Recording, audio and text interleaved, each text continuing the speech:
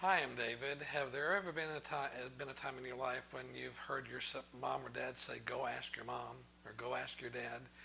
Well, that happens in families all across our country, and it happens all too frequently, I think. Here, let me illustrate how it happens.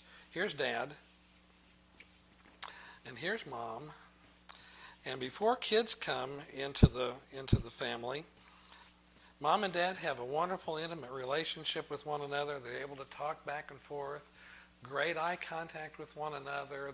There's intimacy, there's openness, there's vulnerability, and the communication lines are not marred, or they're pretty open as far as that's concerned. But when children come into the family, what happens very often in a great many of our families is that mom and dad start talking to one another through their kids rather than with one another.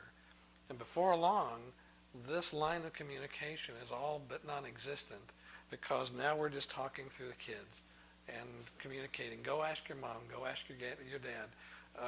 Where's your mom? Where's your dad? Those kind of things.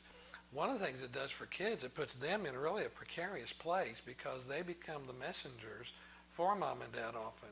And even sometimes it involves helping them to make decisions that they maybe aren't prepared to make.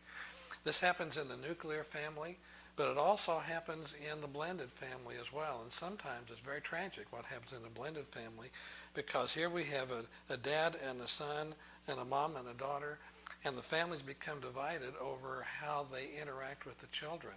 Are we going to love her as much as we love him?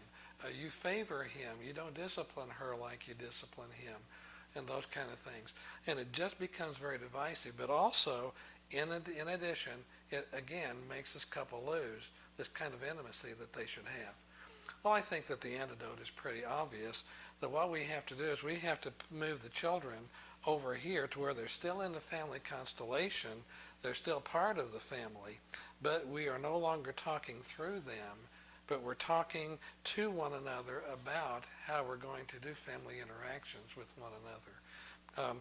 This way, even when when dad makes a ruling, if the child goes to mom for some kind of a decision to countermand what dad has said, I think what has to happen is mom has to say to the child, "Oh, well, I support you, and I think I need to talk with your dad." Or, "That's just your dad."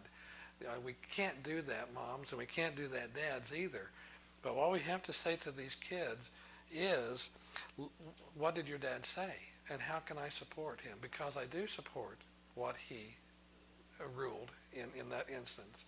Whether we agree wholeheartedly with it or not, we have to make sure that even our children understand that there is this intimate relationship that we have as husbands and wives, as moms and dads, and that we are connected, and that we are one person, not two. Now, there are times when we may disagree with the ruling that one spouse made with another, but we don't open that for public discussion. We don't deal with it in front of the kids. I think what we need to do is go into chambers where we pull apart from the kids and talk about that disagreement. I don't understand why you made that ruling with little Johnny.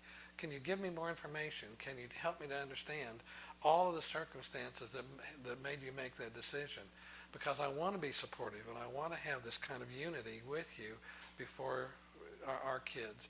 When a couple will do that, when they will make sure that they are continuing to have this wonderful eye-to-eye, face-to-face, mom and dad, husband to wife relationship, and we're marriage-focused rather than children-focused in our family life, it makes us healthier as a couple, it makes us healthier as a family, and really it makes the kids healthier because they know what their role is in the whole family constellation.